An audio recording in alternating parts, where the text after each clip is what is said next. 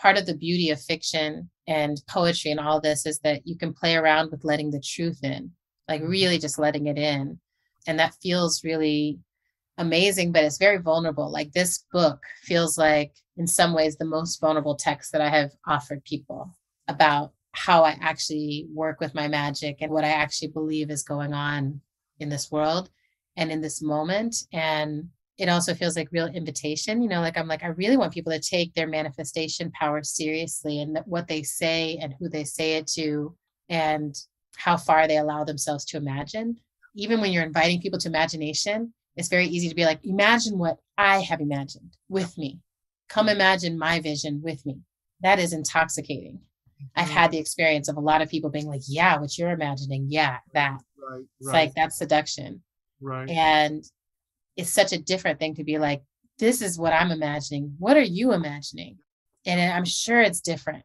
Yeah. And that's the kind of different conversation that I'm interested in. I can see that thread from knowing you, right? 20 years ago. Like that is still the thread, right? Like, how do I stay true to what is moving through me and express it? But always as an invitation to knowing that what is alive is the space between us.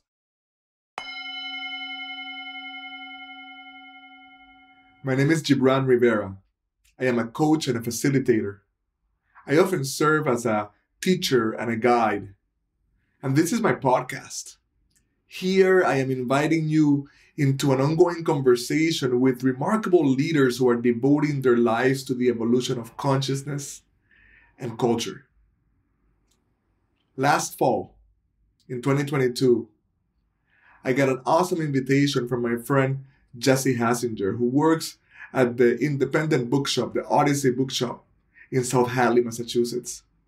He asked me if I would be interested in interviewing Adrienne Maree Brown around the release of her latest book, Fables and Spells, a collection of short stories and poetries and really a treasure trove of spells. I was beyond excited about the opportunity. Adrienne and I are friends. We've been friends for a long time. And I've been privileged to see her light and star rise as more and more people respond to what she's bringing. And we never had a public conversation like this. And quite frankly, have been a while since we had a conversation at all.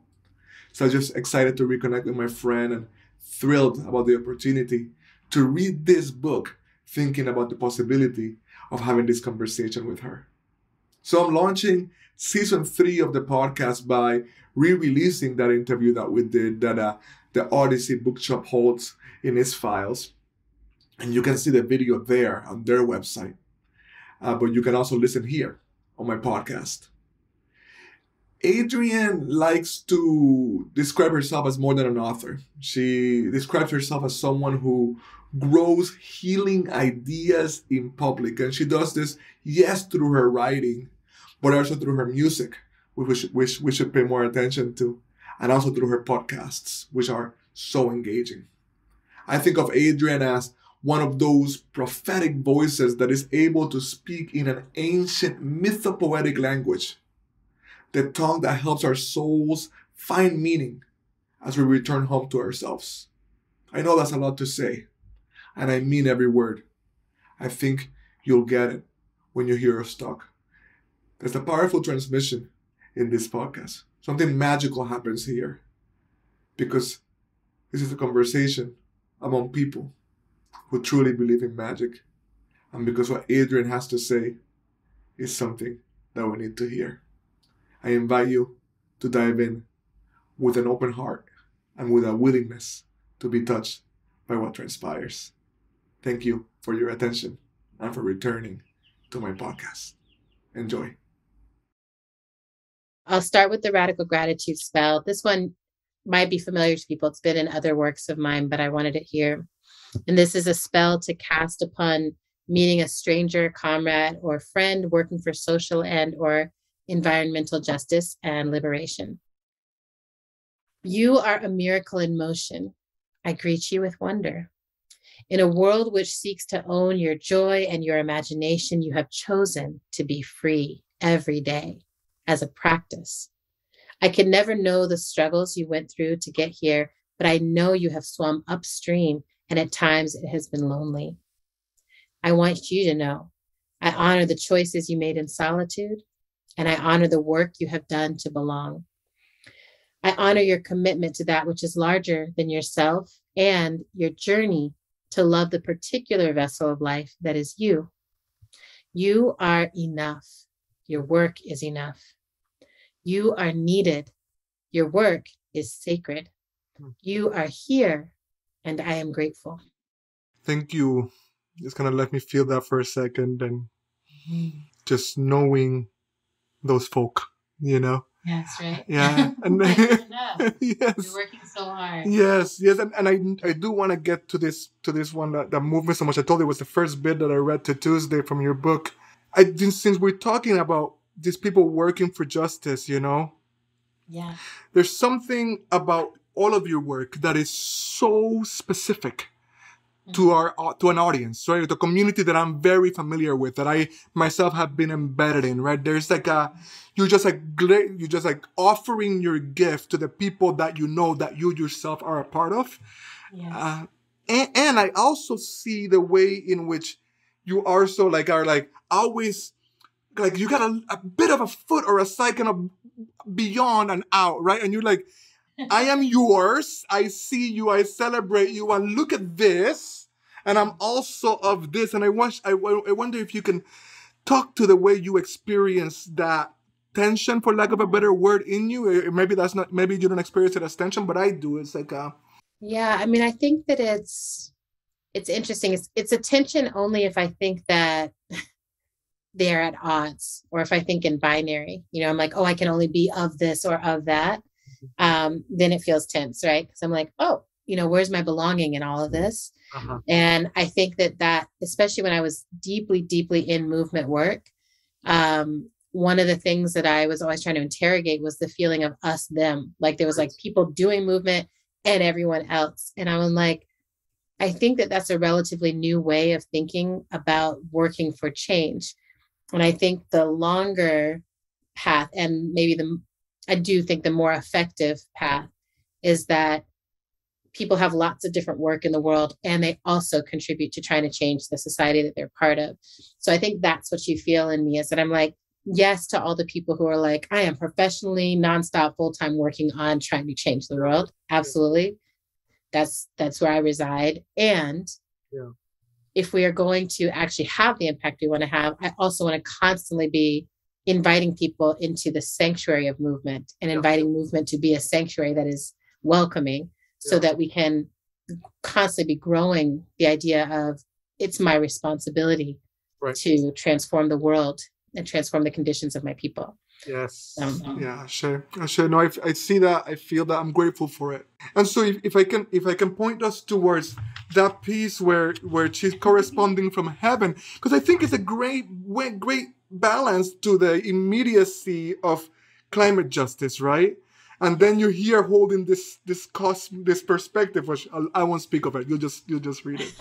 So the story, it's a short story that becomes a poem kind of in the process, because the author is someone who is of a sect of humans who have decided to opt out of time. They've opted out of the way that humans do time, the linear, nonstop process. So they've opted out, they've decided to become perennial, and they have a whole scientific process by which they become perennial. They live forever, they don't die. And now this author is like, I actually do want to die. I want to experience that. I feel like I've done everything I wanted to do. So this author returns back into time and gets to go through death. And then this is a correspondence from the author. The author corresponds from heaven. You think maturity is being an elder human. Maturity is becoming a black hole. We who are made of stardust die, and the dust returns to dust, folded into or blown over the surface of whatever planet we have known as home. And the star in us returns to the stars. Soul being the bright force of the universe. We materialize and split, materialize and explode, materialize and dissipate until we learn to die as if simply falling down over and over, childlike, until we learn to live as if precariously, standing. It takes us lifetimes, so very long, to learn to be. But then life begins. We become our own gravity, collective bodies of soul belonging to each other. We are each other's root in the vastness of space. And one day, when we have done everything a star can do, burn, grow, beam, participate in constellation, burst beyond ourselves, we become so thick with ground that we finally learn to hold on to everything, to reality and imagination, in form and ever-changing, swallowing only that which is ready to be tasted. Inside every black hole is a heaven, a state of being capable of abundance, solitude, magic, and rest, with a boundary where every construct of time stops because we need not measure eternity. Everything in the known and unknown realms will eventually be folded into such heaven. The galaxies exist to feed gravity, and gravity exists to hold life. Once swallowed, we can be present, by which we mean full on the present, which was never a moment, which was always here, in need of nothing, at peace in the glory of enough. Thank you. It's so powerful. It really, really is. And it's yeah, I know I want to let our listeners in with their thoughts and questions. And I just again wanna really just poke again or prod again is what is it like to know this, right? This just moved through. You just spoke a truth in a world that is facing a crisis of meaning, right? And you have this, you're speaking in this mythopoetic language, right? That is exactly the tongue that we need to hear in order to remember the truths, right? That the ancestors held and sang, right? That's like, what is it like then to move in the world with it, to know it, and let it move through you in this way? Yeah, I mean, it's profound. You know, it feels like I'm really grateful that I have been willing to do mushrooms and plant medicine and like willing to sit with the stars, willing to feel extreme joy and extreme grief and willing to experience it all. It feels like Lama Rod Owens talked about being a prophet as being willing to speak the truth. And that really helped me because I was like, oh yeah, then I can accept that. Because people are like, oh, you're doing a prophet. I'm like, no, I don't know. I don't know what's going to happen, but I do know what feels true. Or often I feel like I'll tap into something and be like, oh, that's true. I don't quite understand it yet. Like, I don't know how I know that inside every black hole is a heaven, but I do know that that is true. So then it's just like, how do I communicate that? You know, with this story in particular, the author showed up knocking at my door. It would be hard to convince me that this is not a true story. Right. Right. There's sometimes the characters show up that way where I'm like, this is happening. And I'm just trying to tell what's happening. Yes. And she's giving me like this. Yeah. This is what I'm experiencing.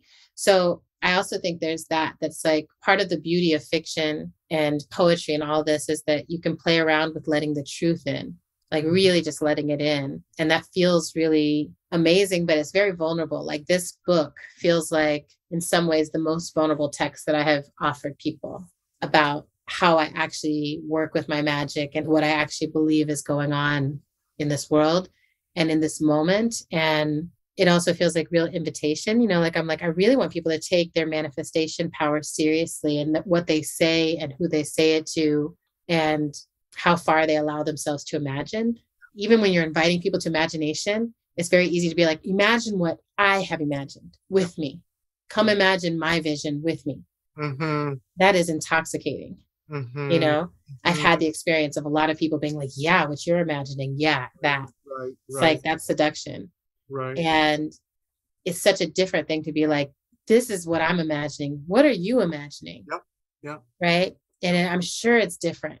Yep. And that's the kind of different conversation that I'm interested in. I can see that thread from knowing you, right? 20 years ago, like that is still the thread, right? Like Yeah. How do I stay true to what is moving through me and express it? But always as an invitation to knowing that what is alive is the space between us. When I invited people here, people on my newsletter, to come to this, I was like, this is all the things you should know about Adrienne, prophetic, mythopoetic, all the things. And then I'm like, and check out her Instagram, because there's this way in which you're just a dope, fun, quirky, insecure sometimes person. And it's just like, you just show your humanness there in this lovely way. And I'm like, and I think that's like where the witchiness is so different from other spiritual forms, because it is magical but earthen, you know? Yeah. And like so profoundly feminine in that way, I think. And so it's like pointing people towards that, right? Like that there's a way in which you show us the daily you that doesn't want to go out half the time on half the invitations that you have. Right? I know everybody sends me all the introvert memes. They're like, you're actually just an introvert, Adrienne. That's all it is. And I'm like, maybe sometimes, definitely a hermit. But, I love that too, because my little meme boards, my mood boards also feel like little spells that I cast and curate. And it's very important to me to not get ahead or outside of the human experience. Yeah. Like I think there's something really important about being a human at this moment in history when our species, our continuation is not guaranteed. It's in quite a serious threat. Now, this may have always been the case, but we didn't know it. Now we know. Now we really know. We have all the data and the reports and everything else. And it's like, if our species will continue, it's going to take some changes, some maneuvering, and it's going to require being a human and being like, I don't want a fake idea of what we're moving towards. I want to be like, no, I'm not asking someone to do anything I won't do. Like I'm not asking people to change in ways I'm not willing to change. But it's also like, oh, I want a future in which I can be an introvert witch in the woods. Yeah. Is there a community forum that supports that? Yes. Instagram so far has been very satisfying in that. I'm by myself, but here's everything I feel. I love it. Thank you for it. I love it. It brings me joy on a regular basis. Thank you for the gift of your attention. If there's something here that resonates for you, something that feels true and good, think about a friend that you could share it with.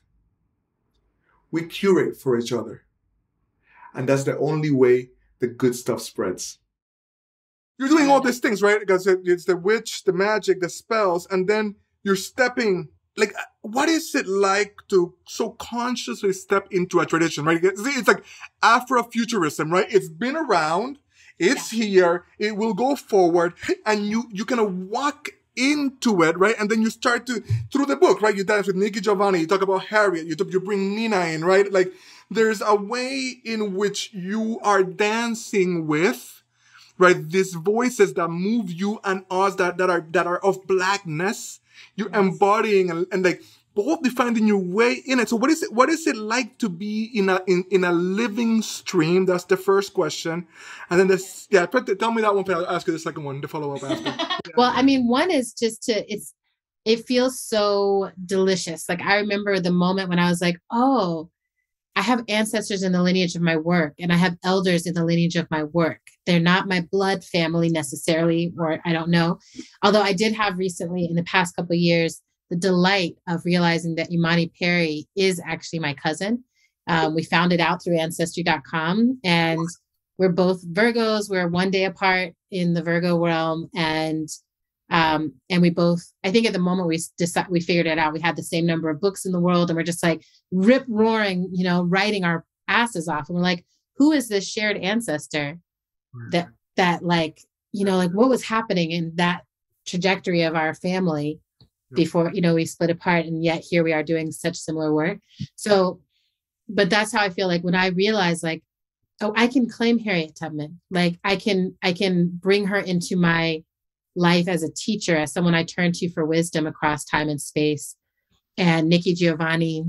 So Nikki Giovanni has done several interviews where she talks about how much she would love to go to space and like how much we should be in space and how if anyone's going to go to space, she has this incredible poem about how if anyone was going to go to space, it should be Black people.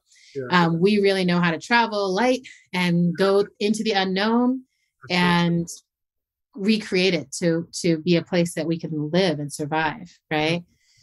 I mean, it just blew my mind. And so stuff like that, where I'm just sort of like, this doesn't exist. Like, we don't have the story of what happens when Nikki Giovanni gets to go to space. Right. Like, we have the longing, but like, what would it take? What would have to happen? And I was like, yeah, as I was writing it, all the billionaires started being like, we're going to space. And I was like, okay, maybe some Black billionaires could send Nikki Giovanni to space. And like, what would this look like? And it was just really fun to imagine that, not necessarily on her behalf, but just like, I hope it lands as a love offering, right? That I'm like, I love Harriet. I love Nikki Giovanni. I love Nina Simone. I love Octavia Butler. I love all of these. For me, my lineage, like when I'm lifting people's name up all the time, I'm like, I love this person. And the language that I use for the work that I do is witching. The language I use is emergent strategy. The language I use is pleasure activism. I see that in all of these people who predate any of that language. Yeah. So, for me, seeing Black people in the future is what Harriet Tubman was doing. Right? Yeah. She was like, I see Black people in the future. Yeah. She's like, I absolutely know that we're there and we're free there. I'm like, I'm in that lineage. That's all, like, I'm like, we're still doing that same thing of trying to be like, what would it mean for Black people to be free in the future? And I think the thing that's exciting about inserting myself in the narrative of it all is that I insert myself with the consciousness of being one of the freest people to ever live, particularly one of the freest Black people, right? That I'm like, because of work that y'all did on all these different, front lines, I'm able to exist in a way that feels very realized and very satisfying, and comes with a huge amount of responsibility of how do I make this available to more people. And so far, writing these stories is one of the main ways, I know I'm like, here's how I was made, if you want access to this, you can have it. So. Yeah, thank you. Thank you. Just like, what a line, and a truest line. I'm one of the freest Black people that has ever lived, and it is because of you, it's like, and it just places us, I think of our work a lot as like a forward facing remembering, And so the next question, because I think I know this is what you mean, but just gonna nuance it a little bit for the listeners, because you are expressing, right? And then you're inviting people to express and find it in themselves. You're finding a voice in yourself. But there's more than that, right? Because in the end, you're dancing with these people, right? It's not just that they show you, they're expressing and then you're expressing. There's actually a weaving off, right? A dancing with, right? And so what would you say? Because the invitation is clear, and it just, you can feel it, right? There's something about the approach that makes it accessible to people. Say, I could do this. I can see what's moving through me. But what does dancing with this look like, right? What does like me? Yeah. Well, Nina Simone said one of the role of the artist is also to reflect, to be a mirror that's actually reflecting what's happening in your time. So part of the dance is like, it's a dance of unveiling, it's a dance of being like, can we get more transparent? Can we be more clear? Can we tell a more compelling truth? Which I think is also what Octavia Butler did so well. It's like, here's what's definitely going to happen. If we don't change how we're acting, this is where we're heading. But she made it compelling. I was like, I still want to be alive in this future. I can still see what my freedom fighting work would be like. The dance for me is being like, I don't want to tell you the truth in a way that makes you want to run away or hide from it. I want to tell you the truth in a way that's like, the truth continues to lead me to beauty. It continues to lead me to liberation. And I think, there's a rhythm. I'm finding this rhythm that's like, grief always has a counterpoint. Yes. Right? Despair has a counterpoint. Hopelessness has a counterpoint. And those counterpoints are actually a discipline that has to be cultivated. So part of the dance I'm in, and part of what I'm trying to make transparent to people, is I'm like, I flex with grief. Right. I go all the way into despair. I go into the hopelessness. Sometimes it takes me a long time to bring the nose of the plane back up and like head a different direction. But I only am able to reach the joy, the freedom, the sense of belonging, connectedness by going into those harder places of emotion. And all the artists and leaders and thinkers and writers throughout time that I'm moved by, I see that archivist, archaeological work of just like, I'm willing to spelunk in the cave of myself. If we're dancing in the dark, right? And then we come out and it's like, okay, here we are. This is who we really are, And I think that experience, like for people who have done, medicine in community, there's a part of it that's like, I will let go of my whole form and let myself be reconstituted, like, so we're in a time when that's kind of what our species has to do. That's kind of what our communities have to be willing to do. That's kind of what each of us has to be willing to do, is like, I'm going to let go of all the constructs I was given that I was told would lead to belonging. Yeah. I'll let them all go. Yes. And then reconstitute. For me, I'm writing a piece right now that's like, what is the Blackness I claim that is not a Blackness in the lineage of oppression, but a Blackness that is primordial and from within me? Sure. Right? Yeah. How do I form community with Blackness around in that way? Amen. Right? Because I know my life matters. Yeah. I'm not, as Toni Morrison said, I'm not distracted by your racism. Like I'm not there. What's the next place we go to where we're like, what do we reclaim for ourselves? That is a dance. Whew. Thank you. What a gorgeous answer. Thank you so much. I'm just kind of receiving that some awareness of that Jesse is about to come in. I want to make sure we get to the poem. But I right before that, I want to just kind of affirm what you're saying. Yeah. Because so a lot of this healing work is precisely hinges on being able to hold the person in reliving the traumatic event or events, right? And so you're creating a space where the heart can relive it, right? In order to grieve it and move out and out of it, because otherwise the post-traumatic stress is shaping the entire life. It's like, I don't want to have that ever again. That's right. And so in that way, it's like you're reliving it all the time. Right, exactly. It's defining your life. You're unsupported reliving it means you just like, I push it down.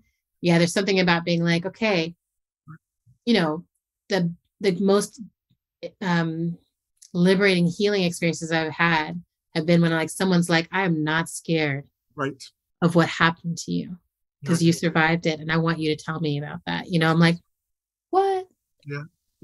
Yeah. And then like, what does that mean on a collective level? Like, genocide has not worked.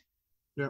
It hasn't worked. Yeah. It has not worked. Yeah. And now we might argue culturally about this, but something remains. And as long as our stories remain, we get to change the story. So speaking of genocide not working, I want to talk about this because I've been following the story of what's happening in Iran and, trying to do that balance of like, I'm not trying to become an expert in anything. And I'm also deeply feeling what's happening and deeply feeling particularly like I keep having the experience of like, those are my people. Mm-hmm. When I hear this, like these protesters who are fighting for sovereignty over their body and the right to exist on their own recognizance, I'm like, that's what I'm up to also. That's what we're trying to do here. Literally fighting for, I'm in a state where I don't have the right to an abortion. It's like these things are really live and really present and connecting. And then this last week, there was this news that was like, they're starting to sentence these protesters, 15,000 protesters. And the early sentencing is the death penalty. And it just is one of these things where I'm like, what can I possibly do? There's nothing, I was like, there's nothing I can do. And so I was reminded of this poem, this spell, which I want to share with y'all called First the Unbearable, which I wrote learning of similar humanitarian crises happening in Egypt and feeling that same like connectivity. I hear the condolences first, read the written word, the name, the place. Someone is sending love with rage with shock, with tears, with analysis, with their people, with all people. And I go looking for the fresh wound. I want to not know, to step from here without this pain to the next moment, unmarked by blood, looking past the flayed horizon, whispering, no, not this many, no. The numbers grow on my tongue. I say them to no one. I read the news to whomever is near, even if they have read or are reading it. I want to lend my voice to the spell of awakening, to make every head turn. Look what we've done. Look what we have not undone, what we have allowed and encouraged, what we have invested in, what we forget, what we remember. Look who we are now. Look who we still are. I want to change the story being written, the history still warm and wet on our fingers. I want to focus on the intimate heartbreak of violation. What stole my smile, my childish peace? Boorish men, the mountain of offense we all burrowed through, the memories we walk with, and the terrors navigating legacies of genocide and erasure. I know all of the harm intertwines at the root. I know the medicine has to go deeper down to the core of existence, to the cord between us and God, to the fault lines between us that make us think I can be without you. But first, the unspeakable, the unimaginable, the unbearable. We have created hell with our boredom. We birthed hierarchy, greed, and the foolish need for victory, for righteousness. It is killing us. It is killing everything, eating us up from within.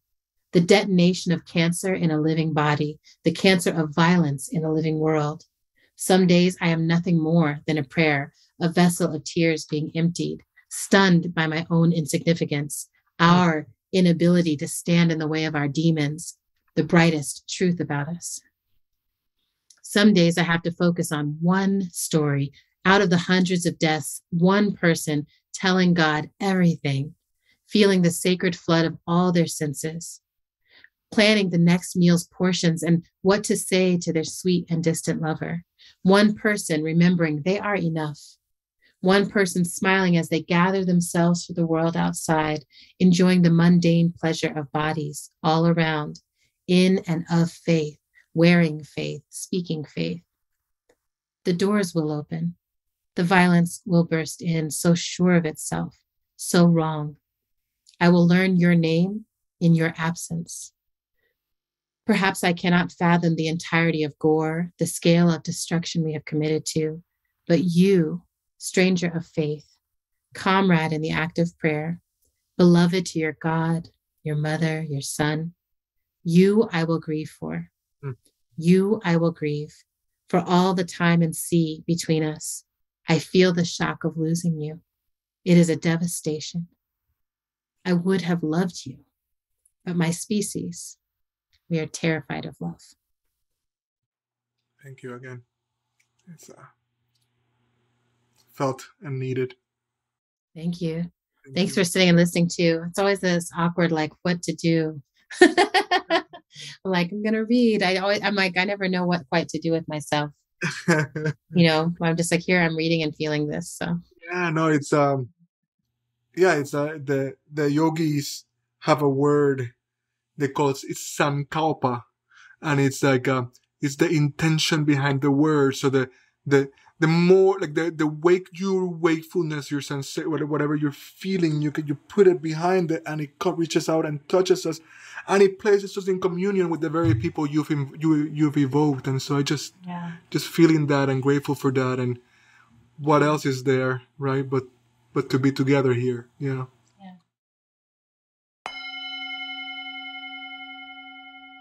Signal versus noise. There's so much competing for our attention.